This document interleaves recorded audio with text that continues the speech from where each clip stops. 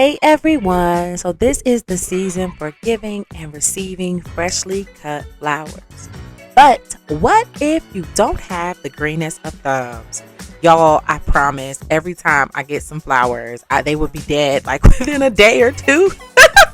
But try this method, okay?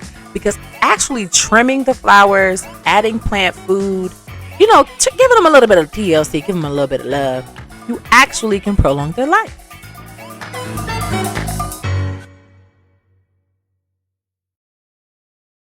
Look at the aesthetic. That's just so gorgeous.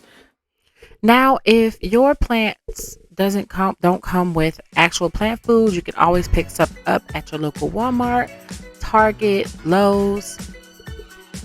They're good for it.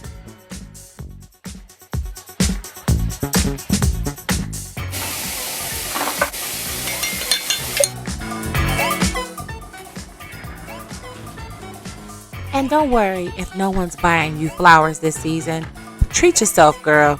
As we always say, spread a little bit of glitter everywhere you sit. Keep it lit.